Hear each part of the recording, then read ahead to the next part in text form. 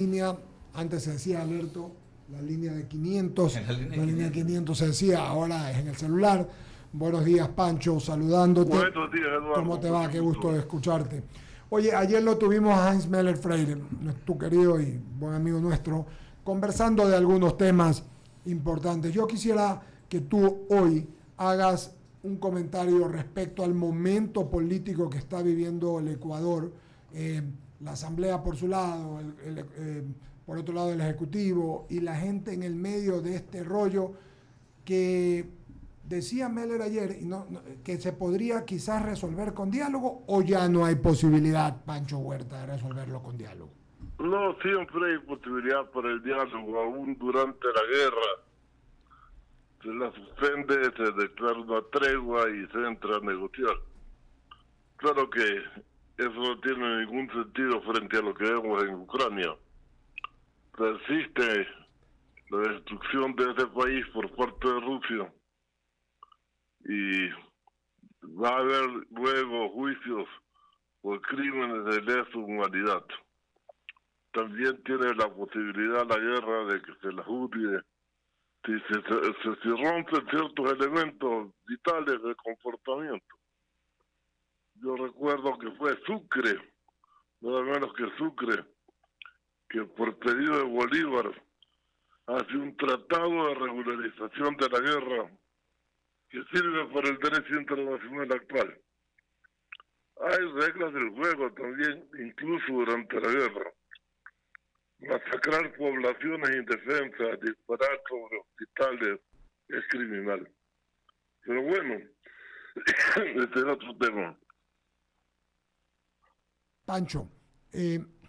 en este caso, y teniendo el Ecuador una situación delicada en la seguridad, en la salud, en lo económico, en lo moral, en todo, porque realmente tiene tantas complicaciones, eh, y el presidente ha dicho que no va a ir a la muerte cruzada, que va a esta consulta popular. ¿La ves como una posibilidad para ganar algo o debería verse decantado por la muerte cruzada? No, yo pienso que la muerte cruzada tenía muchos bemoles. Arriesgaba su elección presidencial a corto plazo de haberla logrado. Y si hubiera sido un gran escándalo mundial con repercusiones económicas para el país. Entonces mejor una consulta es normal, no pone en riesgo la estabilidad de las instituciones, que ya de por sí tienen la fragilidad que tú anotabas. Estamos en un estado de desinstitucionalización tremendo. Miremos donde miremos, casi todos los directivos de las funciones del Estado son interinos. Fíjate que no tenemos contralor en un país con corrupción galopante. Fíjate que tenemos un consejo de la judicatura por nombrar todavía el presidente. Por el estilo, están en funciones prorrogadas los miembros del Consejo Nacional Electoral. Es decir, el país está evidenciando que no se lo está manejando como es debido. Y eso hay que superarlo pronto.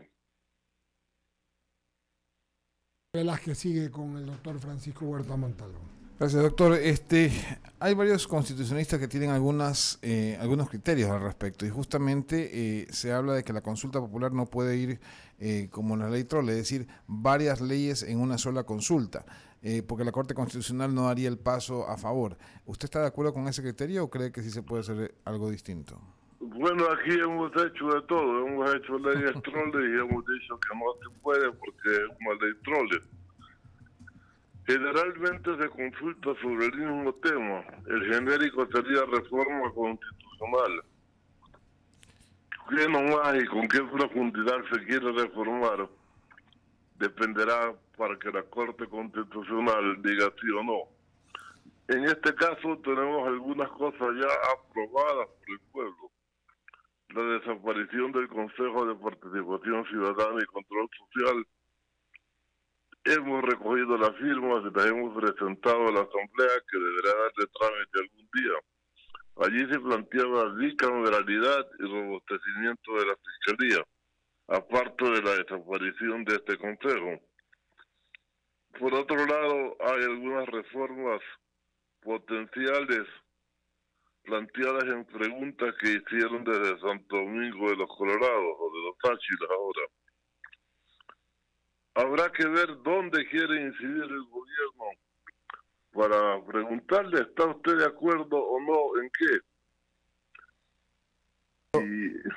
Pero en este caso, o sea, lo que se pretendía por parte del Ejecutivo era enviar una consulta popular más o menos tocando los mismos temas que la última ley que fue rechazada y archivada en la Asamblea Nacional, y eso tocaba algunas reformas de algunas leyes, y eso aparentemente ese mecanismo no es apto para la Corte Constitucional.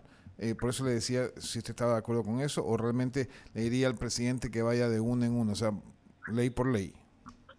Sí, si no hay mucha reforma legal en paquete, si no hay leyes troles que llamamos, va a ser más fácil. Una enorme cantidad metida en un solo paquete de reformas a la Constitución en distintos aspectos podría ser impugnada, definitivamente. Y habría razón para ello. Correcto, doctor. Adelante, Verónica, con más preguntas. Verónica Landeta. Verónica Landeta, Francisco Huerta, un buen día. Muy encantado, Mónico. ¿Cómo está?